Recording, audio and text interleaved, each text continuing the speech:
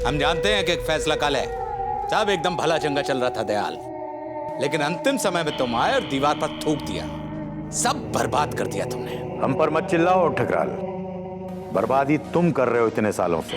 हम तो तुम्हें बार बार चेतावनी दे रहे थे ठकराल कि संभल जाओ, लेकिन तुम अपनी पागल हाथी वाली चाल बदलने के लिए तैयार ही नहीं थे। आपके लिए करें तो वीरता पुरस्कार, एक शॉल और साथ में 2 नारियल, और खुद के लिए करें तो पागल हाथी। बस कीजिए आप लोग दोनों, बस कीजिए प्लीज। मैं आप लोगों की कुत्ते बिल्ली की लड़ाई सुनने के लिए यहां पर नहीं बैठा हूं।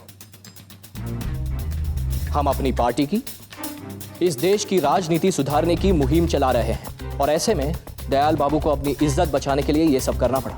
अरे बारात आपके घर से निकल रही है और मटका आप हमारे घर में फोड़ रहे हैं। आपकी राजनीति के लिए हमें मोहरा बनाने का क्या मतलब है? ये बात ठीक नहीं है आदर्श बाबू। हम मानते हैं कि हम आपकी पार्टी के सदस्य नहीं हैं, लेकिन ये बात आप बहुत अच्छे से जानते हैं कि इस पूरे क्षेत्र में आपकी पार्टी को हमने ही खड़ा किया है। इस पूरे क्षेत्र का वोट बैंक हमारी मुट्ठी में है, और आप जानते हैं पढ़े लिखे इंसान हैं आप, बहुत कुशल नेता हैं। आपको पता ही होगा कि ये क्षेत्र आपके लिए और आपकी पार्टी के लिए कितना महत्वपूर्ण है, नहीं है? नहीं बोलिए, नहीं है? ठकराल, ये सब गणित वाले खेलों की राजनीति का समय जा रहा है। शायद बाहर की दुनिया देखी नहीं है बहुत सालों से आपने। कपड़े का रंग बदलने से कपड़े की जात नहीं बदल जाती है, लट्ठा लट्ठा ही रहता है। क्या कहा आपने? गणित का समय जा रहा है, गया तो नहीं है ना? और जब तक गया नहीं है, ध्यान रखिएगा कि इस क्षेत्र की सारी लगाम हमारे हाथ में है। उधर आपने हमें गिराया और इधर हम आपकी पार्टी को ऐसा गिराएंगे कि एक तिनका तक नहीं बचेगा। इस क्षेत्र में आपकी पार्टी का ध्यान रखिएगा, ऐसे ऐसे कंकाल मिलेंगे आपकी पार्टी के काले कारनामों के कि पूरे देश का कार्यकर्ता गिनने के लिए कम पड़ जाएगा। सोच लीजिए। आदर्श बाबू, एक सुझाव है, अगर हम लोग ठकराल को इस मामले से बचा लें और बदले में वो अपने सारे धंधे बंद करके विदेश जाने के लिए तैयार हो जाए तो। क्या कह रहे हैं? यहां से सारे काम बंद करके क्या चाह रहे हो दयाल बाबू? फिर आपके पाप कौन संभालेगा?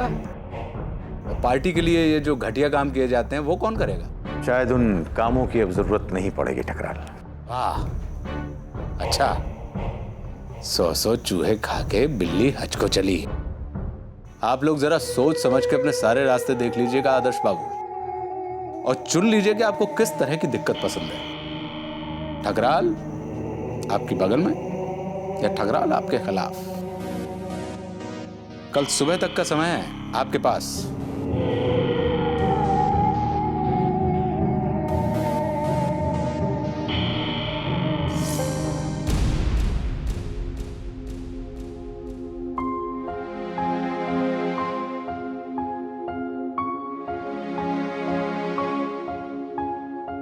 क्या बात है बेटा, नींद नहीं आ रही? कल कोर्ट में क्या होगा? उसको सोच के क्या फायदा बेटा, बस अपने मन में विश्वास रखो और अपने सच की ताकत पर कभी शक मत करना। ओए होगी किसी के पास दुनिया भर की दौलत, साफ मन के आगे नहीं टिकेगी। ये फैसला हमारे हक में होगा, तुम देख लेना।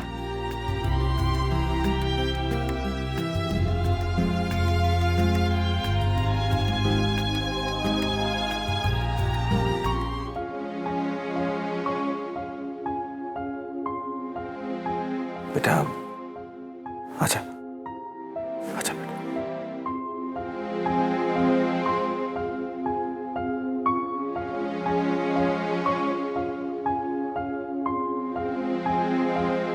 पापा, कल कोर्ट में क्या होगा? बेटा कोर्ट में इंसाफ ही होना चाहिए, बस अपने मन में विश्वास रखो और अपने सच की ताकत पर शक मत करना।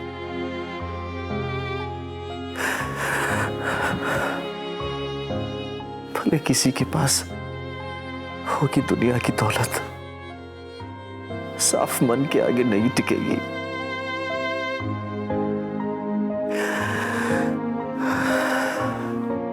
देख लेना बेटा, फैसला हमारे हक में ही होगा, हमारे हक में।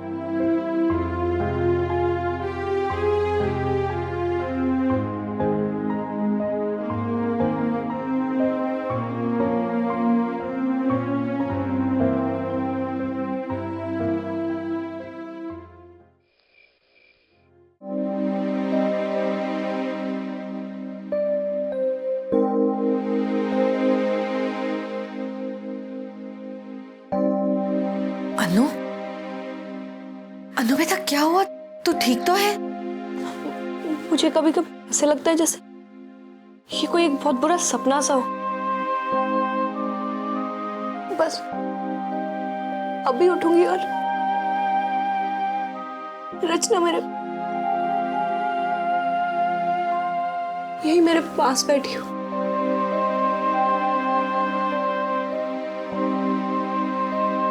अनु बेटा,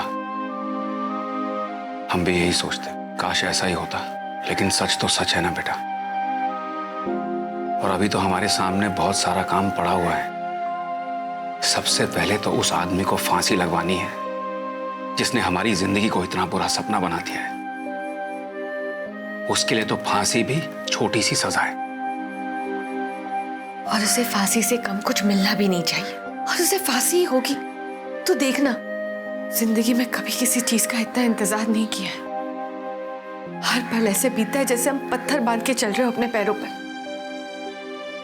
बस अब तो जल्दी से कल का दिन आ जाए।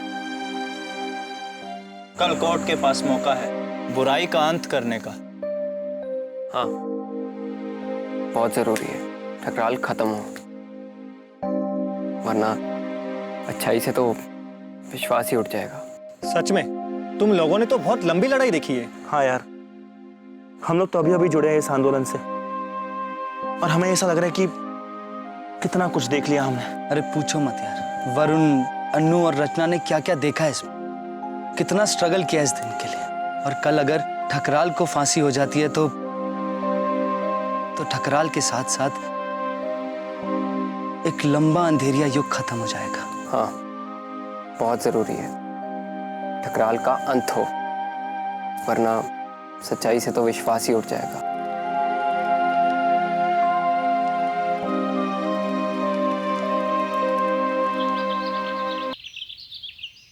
जज साहब, अंत में सारे सबूतों और गवाहों के बाद मैं ये कहना चाहूंगी कि ठकराल जैसे लोग सिर्फ मुजरिम नहीं है।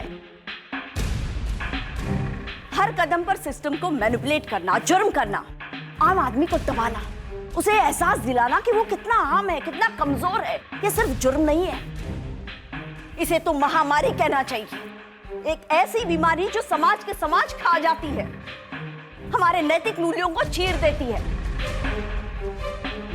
हमें वो बनने पर मजबूर कर देती है जो हम नहीं हैं। और ठकराल इस महामारी का इकलौता निशान नहीं है, लेकिन ये केस एक बहुत बड़ा उदाहरण हो सकता है आने वाले समय के लिए कि जब ऐसी कोई महामारी हमारे शिकंजे में आ जाती है तो हम क्या करते हैं? उसे जाने देते हैं या उसे इतनी शिद्दत से मिटाते हैं कि वो फिर कभी पनप ना पाए। रचना के लिए, इस शहर के लिए, इस समाज के लिए, हर उस इंसान के लिए जो बिना डरे सर उठाए जीना चाहता है। योर ऑनर, इस केशव ठकराल को फांसी से कम कोई सजा मत दीजिएगा, सिर्फ फांसी।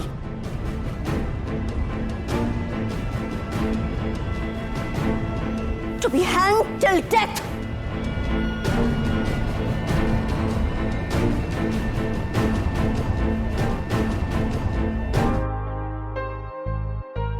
सिड, तुम यहाँ क्यों बैठे हो?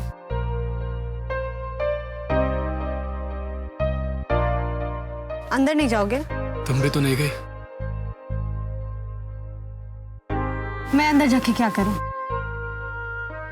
जाके सुनो कि मेरे पापा को फांसी की सजा हो रही है।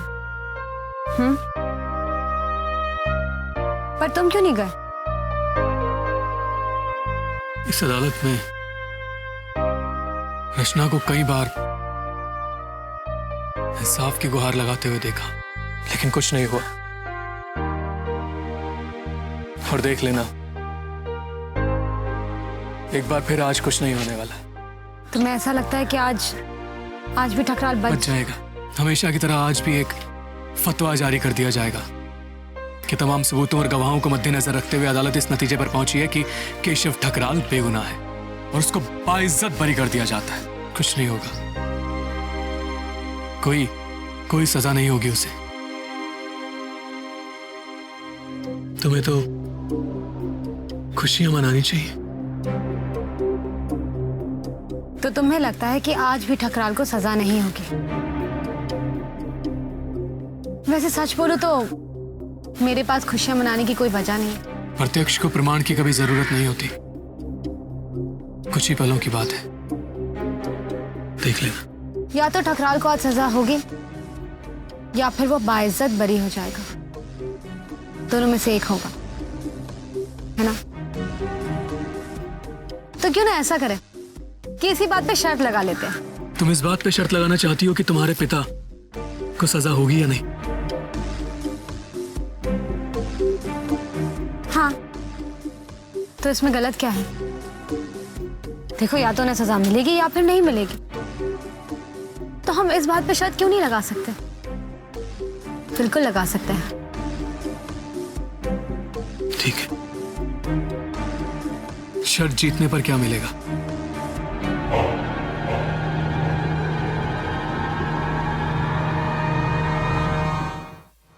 हम अपना आखिरी स्टेटमेंट देने से पहले एक बार फिर सारे गवाहों को कटघरे में बुलाना चाहेंगे जज साहब। इजाजत है। सबसे पहले बंसी को बुलाया जाए।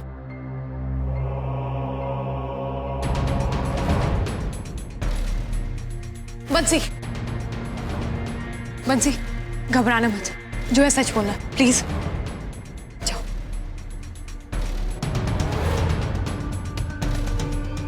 जज साहब हमने झूठ बोला था।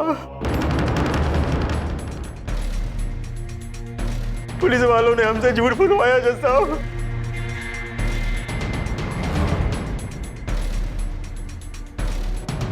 हमें बुरी तरह धमकाया पुलिस ने, बोला कि कह दो मर्डर हुआ है। जी हमने कुछ भी नहीं देखा है, बल्कि हमसे बुलवाया है एसपी दिवाकर साहब ने।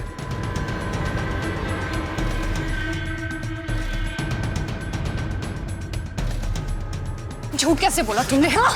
झूठ कैसे बोला तुमने? अरे झूठ बोले। अरे छोड़िए मुझे। ऑर्डर प्लीज, शांत रहिए, नहीं तो अदालत बर्खास्त करनी पड़ेगी। मैं कह रहा हूं ना, चुप हो जाओ, चुप हो जाओ।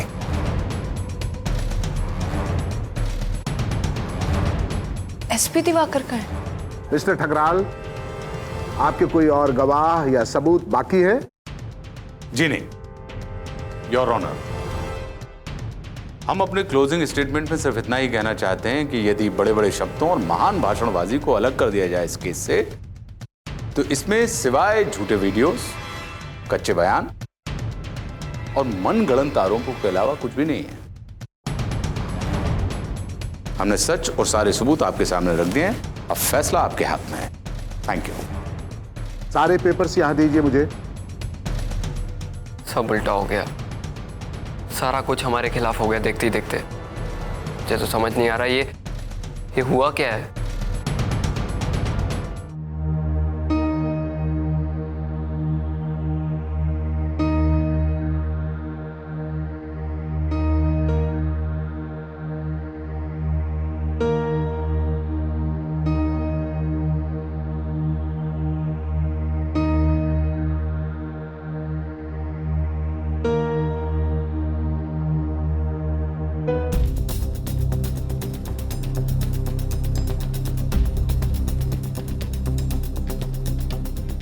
जज साहब, सॉरी फॉर द इंटरप्शन, लेकिन अभी अभी कुछ अहम सबूत हमारे हाथ आए हैं। मैं अदालत के सामने उन्हें पेश करना चाहूंगी।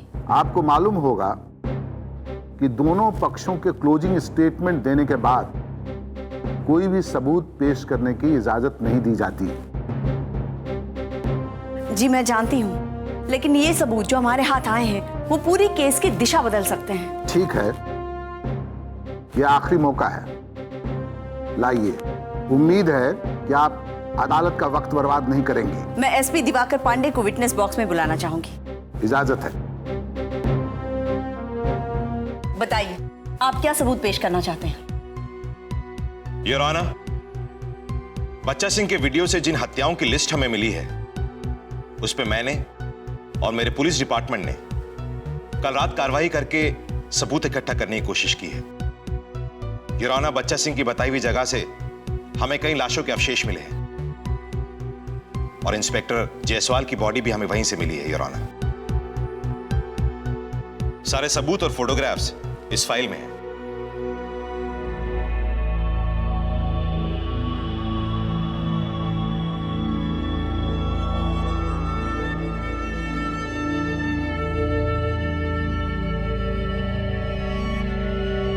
ऑब्जेक्शन योर ऑनर,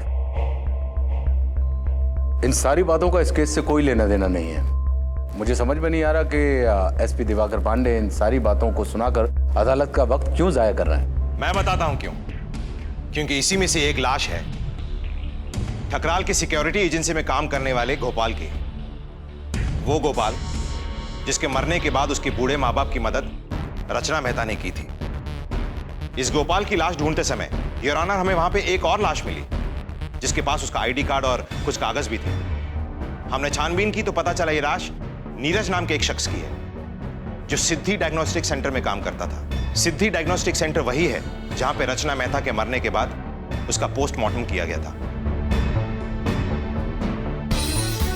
और अदालत को याद होगा कि नीरज कई दिनों से लापता है और अब हम जान गए हैं कि उसकी भी बहुत बेरहमी से हत्या कर दी गई थी। योर ऑनर, एसपी दिवाकर उसी जगह पर गोल गोल चक्कर लगा रहे हैं। ये इस गली उस गली घूमकर एसपी साहब कुछ हासिल नहीं होगा आपको। मैं असली बात पे आ रहा हूं ठकराल। और अगर तुम्हें फांसी की गली जाने की बहुत जल्दी है तो जल्दी बताता हूं। मैं असली बात पे आ रहा हूं ठकराल। और अगर तुम्हें फांसी की गली जाने की बहुत जल्दी है तो जल्दी बताता हूं। आप लोग अपनी बहस बाहर जाकर करें, यह अदालत है। Sorry your honour. Your honour, Neeraj Mehta की लाश को देखकर यह समझ में आ गया कि यह काम काफी जल्दी और अचानक किया गया है। क्योंकि जिसने भी यह काम किया है उसे इस बात का अंदाजा नहीं था कि नीरज की जेब में भी कुछ हो सकता है। और नीरज की जेब से हमें एक बहुत अहम सबूत मिला है। रचना मेहता के पोस्टमार्टम का गायब किया हुआ वो पन्ना जिसमें साफ लिखा है योर ऑनर कि रचना मेहता की मौत पानी में डूबने से नहीं बल्कि गला दबाने से हुई है। रचना मेहता को खाड़ी में नहीं बल्कि गला दबा के सबसे पहले ठकराल के फार्म हाउस के तालाब में फेंका गया था। सारे सबूत उस फाइल में मौजूद है योर ऑनर। और मैं ये भी बताना चाहूंगा योर ऑनर कि नीरज की बॉडी मिलने के बाद जब हम उसके माता पिता से मिलने गए तब उसकी मां ने हमसे यह कहा कि जिस दिन नीरज गायब हुआ था उस दिन उसका फोन आया था और उसने कहा कि आज मैं जिंदगी में एक बहुत हिम्मत वाला काम करने जा रहा हूं, पहली बार। और ये काम करने की प्रेरणा उसे अनु से मिली है। सारे सबूतों को देखने के बाद और दोनों पक्षों की दलील सुनकर और खासकर ये जो अभी बड़ा सबूत सामने आया है पोस्टमार्टम रिपोर्ट, इससे एक बात साफ हो जाती है कि रचना मेहता की हत्या हुई थी, उसने आत्महत्या नहीं की थी। ऐसी सूरत में जबकि अदालत न तो मिस्टर आहूजा के फोन पर बनाए हुए वीडियो को सबूत मान सकती है और न ही दो तरह के बयान देने वाले गवाहों पर विश्वास कर सकती है। अदालत के हाथ बंधे हुए हैं। इंसाफ सुनाती भले ही अदालत हो, पर सबसे पहले इंसाफ आम आदमी और गवाहों के हाथ में ही होता है। अदालत उनके बयानों को सिलकर जोड़कर सिर्फ एक तस्वीर बनाती है और इस केस में वो तस्वीर अधूरी है और इसलिए अदालत का फैसला है कि रचना मेहता की हत्या हुई है।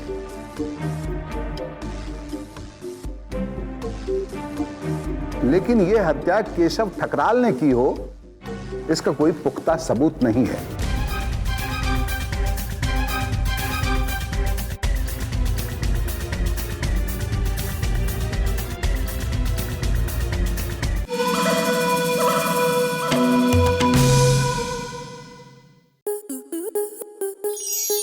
स्टार प्लस के YouTube पेज पर आने के लिए आपका धन्यवाद। अपने फेवरेट शोज देखने के लिए Subscribe to Star Plus YouTube page and hit the bell icon.